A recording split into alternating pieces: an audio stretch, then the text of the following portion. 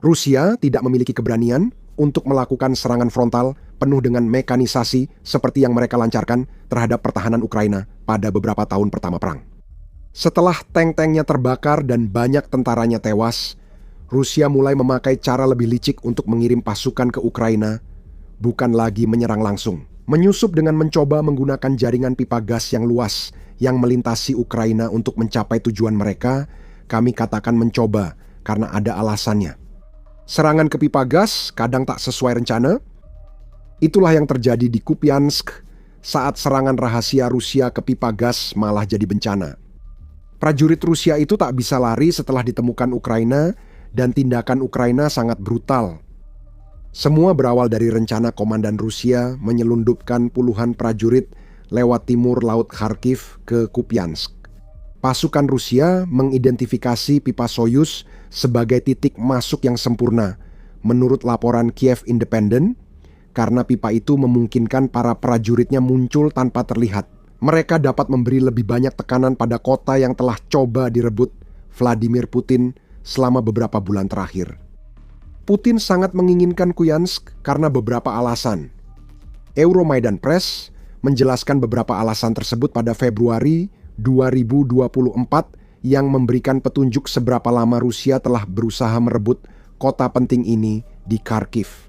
Disebutkan bahwa Kupiansk adalah pusat jalur kereta api utama yang bisa menjadi kunci bagi upaya Putin untuk merebut seluruh Donetsk dan Luhansk yang secara kolektif dikenal sebagai Donbas.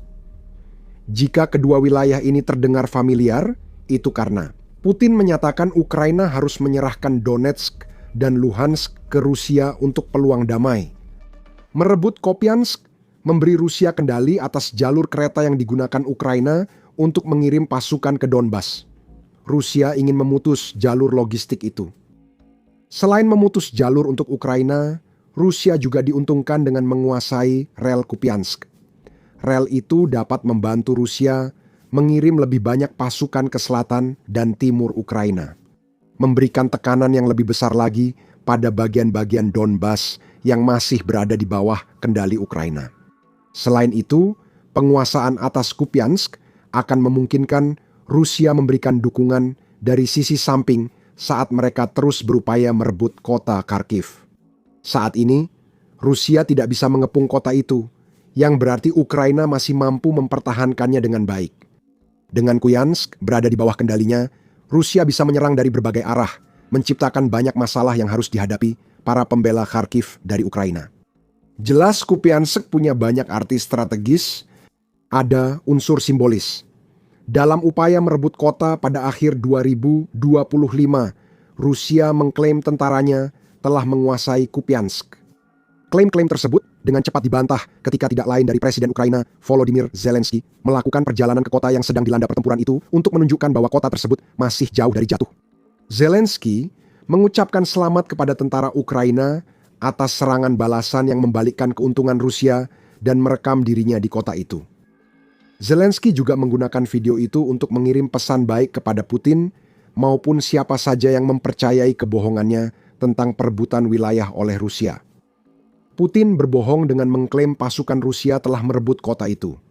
Karena itu, saya pergi ke Kupiansk untuk membuktikan kebohongan Putin, kata Zelensky dalam laporan Dewan Atlantik. Kita harus membongkar kebohongan Rusia karena kebenaran memulihkan keadilan, simpul Zelensky. Pelajari lebih lanjut tentang video ini dan maknanya dalam negosiasi perdamaian di video kami terkait insiden tersebut. Namun, penyebutan negosiasi tersebut mengungkapkan pentingnya simbolis yang dimiliki Kupiansk bagi Putin.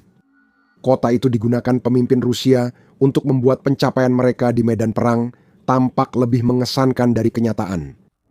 Putin membesar-besarkan pencapaian Rusia di Ukraina untuk dijadikan alat tawar dalam pembicaraan damai. Pemimpin Rusia ingin membawa dugaan runtuhnya Kupiansk kepada Presiden Amerika Serikat Donald Trump dan berkata, "Lihat, satu lagi kota Ukraina telah jatuh. Dan hanya tinggal menunggu waktu sebelum Rusia merebut Donbas dengan kekuatan militer. Menekan Ukraina menyerahkan wilayah itu, apalagi Rusia kini menguasai pusat rel kereta api logistik Donbas." Ukraina membantah kebohongan ini, namun dampaknya membuat Kupiansk sama pentingnya bagi Putin sebagai alat tawar dalam negosiasi perdamaian maupun nilai strategis kota tersebut. Faktanya, Kupiansk belum bisa disebut kota yang jatuh. Ini membawa kita pada upaya infiltrasi pipa gas oleh Rusia. Setelah kebohongan terbongkar, Putin dan kroninya mencoba memanfaatkan pipa gas itu. Kami sudah menginstruksikan membawa pasukan ke kota yang diklaim Rusia kuasai sejak Desember. Korps Respon cepat ke-7 Ukraina mendokumentasikan upaya Rusia dan menjelaskan rencana Rusia secara detail. Pada 5 Januari, Rusia bermaksud menggunakan pipa yang menawarkan jalan keluar di suatu tempat di utara pemukiman Novoplatonivka, yang merupakan sebuah desa yang terletak hanya 5 km atau sekitar 3,1 mil dari sebuah kota kecil bernama Borova. Kota itu sebenarnya tidak terlalu dekat dengan Kupiansk karena berjarak sekitar 35 km di selatan kota yang jadi target pasukan Putin. Namun, pipa yang dimaksud akan memberikan kemampuan bagi pasukan Rusia untuk bergerak ke arah utara sepanjang sungai Oskil, yang berarti jalur rahasia yang direncanakan akan membawa mereka lebih dekat ke Kupiansk. United 24 Media memberikan beberapa detail tambahan dalam laporannya tentang upaya penyusupan melalui pipa tersebut, dengan mencatat bahwa Rusia tampaknya sedang mempersiapkan serangan terhadap Ukraina. Di utara Novoplatonivka, Rusia ingin menyusupkan pasukannya ke sana. Serangan itu, jika berhasil, akan memungkinkan Rusia untuk maju menuju permukiman Novokrulakivka dan Zarazova, yang keduanya berada di arah Kupiansk. Itu rencana rumit, dan agar serangan berhasil, Rusia harus mendorong banyak tentara melalui pipa Soyuz. Media United 24 melaporkan pejabat Ukraina memperkirakan 50 tentara Rusia mencoba melewati pipa itu. Jika 50 orang pertama berhasil jadikan pipa Soyuz jalur ke Kupiansk, kemungkinan banyak yang akan mengikuti. Namun, upaya membuka jalur itu justru menjadi kegagalan Rusia. Ukraina tahu persis apa yang dicoba para penyusup tanpa diketahui tentara Putin. Media United 24 melaporkan Ukraina cepat mengidentifikasi manuver Rusia sehingga mereka sempat melancarkan serangan balasan terkoordinasi dari beberapa unit. Brigade Lintas Udara ke-77 Markas Pasukan Lintas Udara Ukraina berhasil menggagalkan upaya penyusupan itu. Hasil serangan balasan Ukraina sangat brutal. Saat pasukan Rusia mencoba menavigasi jalan mereka melalui pipa gas yang gelap, lembab, dan menjijikan, mereka dibombardir oleh serangan Ukraina. Sedikitnya, 40 tentara Rusia dieliminasi dalam serangan itu, menurut Kiev Independent. Korps ke-7 menyatakan bahwa harapan apapun yang dimiliki Putin untuk melancarkan serangan baru ke arah Kupiansk telah pupus. Dalam sekejap, dia kembali menanggung darah puluhan tentaranya di tangannya. Untuk menambah lebih dari 121 juta korban yang telah dialami Rusia sejak presidennya meluncurkan operasi militer khusus yang gagal itu.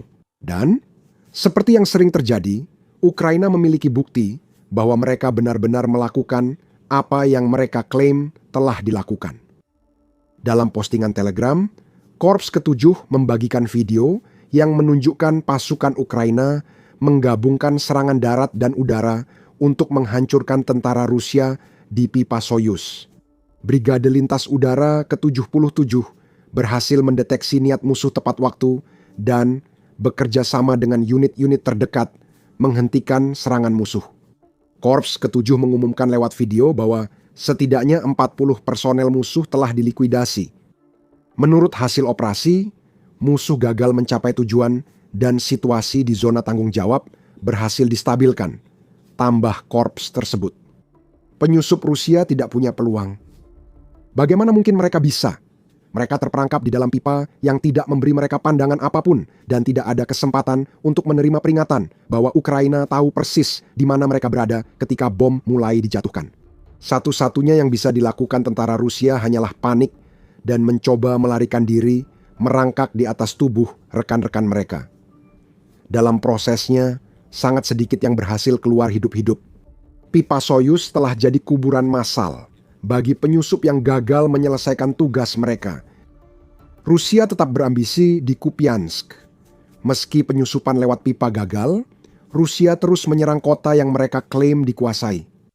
Hal itu dikonfirmasi oleh Korps ke-7 yang mengatakan bahwa musuh terus beroperasi dalam kelompok-kelompok kecil dan mencoba menyusup di antara posisi-posisi. Tindakan penjajah diawasi ketat pasukan pertahanan dan sedang dihentikan. Ini sejalan dengan upaya Putin menyebarkan narasi kemenangan Rusia yang tak terelakkan. Infiltrasi pipa Kupiansk hanya bagian kecil dari upaya besar Rusia dalam beberapa bulan terakhir untuk menunjukkan keunggulan jumlah mereka. Di Ukraina, 13 Desember Kiev Independent melaporkan komentar Panglima Angkatan Bersenjata Ukraina, Oleksandr Syrskyi, bahwa Rusia mengerahkan cadangan tambahan ke Donetsk guna menekan Pokrovsk dan Minarat. Ukraina merespons peningkatan serangan ini sesuai penjelasan Syrskyi. Langkah-langkah khusus telah diidentifikasi untuk memperkuat pertahanan, termasuk memastikan operasi yang stabil pada jalur logistik utama, meningkatkan efektivitas tembak, koordinasi unit, dan pemenuhan kebutuhan pasukan. Syrskyi menjelaskan ini pada Desember. Peningkatan pasukan di Donetsk penting, seperti yang sudah kami bahas di video tentang Kupiansk yang dekat dengan Oblast incaran Putin. Semua ini untuk mempercepat perebutan wilayah demi menciptakan ilusi kemenangan Rusia yang tak terelakkan, seperti klaim palsu soal jatuhnya Kupiansk. Rusia telah merebut wilayah dengan kecepatan lebih tinggi dibandingkan titik manapun selama tahun sebelumnya, yaitu 2024. The New Voice of Ukraine melaporkan pada 1 Januari bahwa data Institute for the Study of War, menunjukkan Rusia menguasai 8 wilayah Ukraina pada 2025. Hal ini dicapai dengan kemajuan 132 km persegi atau 51 mil persegi per hari. Itu meningkat dari laju kemajuan yang terlihat pada tahun 2024 yang menurut Institute for the Study of War adalah 987 km persegi atau 38 mil persegi per hari.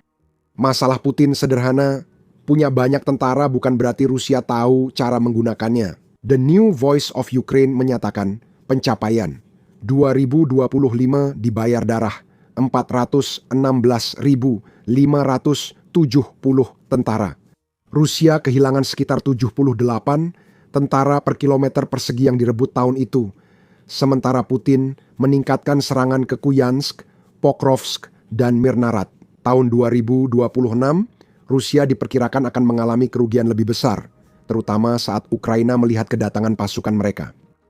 40 tentara Putin tewas di jalur pipa tanpa peluang melarikan diri. Begitu Ukraina menyadari aksi para tentara itu, 40 tentara tersebut menambah jumlah korban invasi brutal Putin. Pertanyaan penting sekarang adalah, mengapa Rusia memaksa pasukannya berjalan melewati pipa gas sempit bermil-mil? Pipa-pipa ini bisa jadi jalur rahasia ke lokasi strategis, tapi hampir pasti mematikan bagi tentara yang terjebak di dalamnya. Bukankah akan lebih baik bagi Rusia untuk maju di atas permukaan tanah? Jika tidak ada alasan lain, setidaknya tentara negara itu bisa melihat jika Ukraina melancarkan serangan balasan terhadap mereka? Jawaban atas pertanyaan mengapa? Sederhana saja, infiltrasi pipa oleh Rusia pernah berhasil sebelumnya. Terkadang Rusia menggunakan metode ini, memanfaatkan pipa gas yang sudah tidak digunakan lagi untuk melewati pertahanan Ukraina dan ancaman yang ditimbulkan oleh peperangan modern. Tujuannya untuk menghindari deteksi drone, artileri, dan sistem serangan lain, tulis Kiev Independent soal kegagalan pipa Kupiansk Rusia. Beberapa kasus menunjukkan memaksa tentara dalam kondisi sempit justru menguntungkan Rusia. Misalnya, ketika Rusia berjuang untuk merebut kembali sebagian wilayah Kursk yang diklaim Ukraina dalam serangan balasan pada Agustus 2024, pipa-pipa akhirnya menjadi aset yang sangat berguna. Pada Maret 2025, Warzone, TWZ, melaporkan misi Rusia yang mengirim sekitar 100 tentara lewat pipa ke kota Sudza. Para tentara itu tampaknya berhasil melewati pipa tersebut, memungkinkan mereka untuk ikut serta dalam serangan ke kota yang telah direbut Ukraina. Dan Rusia memiliki trik baru yang disiapkan. Namun, lokasi penyusupan ini sangat penting. Kursk adalah wilayah Rusia, jadi pasukan Putin kemungkinan sudah tahu panjang pipa yang dilewati dan titik keluar mereka. Kepastian seperti itu sangat membantu mengurangi rasa takut yang secara alami muncul saat mencoba melewati pipa yang gelap gulita. Rusia kini menerapkan strategi ini di Ukraina. Perlu dipertanyakan seberapa banyak pasukan Putin mengetahui pipa-pipa yang mereka paksa untuk dimasuki. Ada kemungkinan mereka hanya tahu arah umum kemana pipa-pipa yang ditemukan akan membawa mereka, ditambah lagi Ukraina lebih tahu daripada Rusia di mana letak pipa-pipanya. Setiap upaya untuk menggunakan pipa-pipa tersebut untuk tujuan infiltrasi menjadi jauh lebih berisiko akibatnya, terutama ketika pipa-pipa itu terletak di dekat wilayah yang sedang diserang secara aktif oleh Rusia di permukaan. Ukraina tahu bahwa pipa-pipa yang melintasi wilayah itu menimbulkan risiko. Ukraina akan memantau pipa-pipa tersebut sesuai dengan itu. Apa yang berhasil di Kursk belum terlalu sukses di Ukraina dalam beberapa kesempatan ketika Rusia mencoba trik pipa mereka. Penghancuran sekitar 40 tentara Rusia di pipa dekat Kupiansk hanyalah salah satu contoh, masih banyak lagi. Laporan beragam tentang keberhasilan serangan pipa Kursk oleh Rusia, TWZ, menyebut Rusia mungkin berhasil melakukan infiltrasi pada Maret 2025, tapi The New Voice of Ukraine menyampaikan cerita berbeda di artikelnya bulan itu. Media tersebut melaporkan komentar yang dibuat oleh staf umum Ukraina yang menyarankan bahwa Ukraina sudah mengetahui tentang para penyusup dan membiarkan mereka bergerak maju sebelum akhirnya menghancurkan mereka. Pasukan khusus Rusia kini diidentifikasi, diblokir, dan dihancurkan. Staf umum menyebut kerugian musuh di Sudza sangat besar. Jadi bahkan apa yang tampaknya merupakan keberhasilan awal jalur pipa akhirnya diselimuti kebingungan. Rusia pada akhirnya berhasil merebut kembali wilayahnya yang hilang di Kursk, terlepas dari seberapa baik operasi jalur pipa pada bulan Maret itu sebenarnya berjalan. Di tahun yang sama, pasukannya kembali mencoba trik serupa di Kupiansk, namun upaya ini gagal. Media United 24 pada 17 September melaporkan Ukraina berhasil mengidentifikasi jalur pipa yang digunakan Rusia untuk memindahkan pasukan dan peralatan, lalu memberikan hukuman berat. Pembela Ukraina menutup dan menghancurkan pipa yang digunakan Rusia, menyebabkan banjir dan menewaskan mereka yang terjebak di dalamnya. Strategi jalur pipa Rusia tampaknya hanya memberikan hasil yang beragam, meskipun infiltrasi memang mungkin dilakukan dengan strategi ini. Setiap tentara yang memasuki pipa Ukraina menanggung risiko yang sangat besar. Pada bulan Januari, para pembela Ukraina berhasil menemukan pipa yang perlu mereka targetkan sebelum Rusia sempat menggunakannya untuk apapun. Rusia sempat memakai pipa Ukraina, tapi pipa itu kemudian ditemukan dan dihancurkan, menyebabkan kematian siapapun di dalamnya. Jangan remehkan betapa berbahayanya strategi pipa ini bagi tentara Rusia, meski tanpa bom, air, atau respons Ukraina lainnya. Pada Juli 2025, saluran Telegram Astra mengunggah video seorang tentara Rusia yang menyebut dirinya terlibat operasi pipa. Ia menjelaskan buruknya pengelolaan infiltrasi pipa oleh Rusia di Kursk. Orang-orang di sana menjadi gila. Satu menembak diri, satu mengarahkan senapan ke diri sendiri, yang lain membenturkan kepala, dan satu lagi menabrak dinding. Kepanikan terjadi, ujar tentara itu. Pasukan Rusia menghadapi masalah seperti ruang sempit, kekurangan oksigen, serta pasokan air dan makanan. Hal itu membuat mereka takut akan keselamatan nyawa mereka.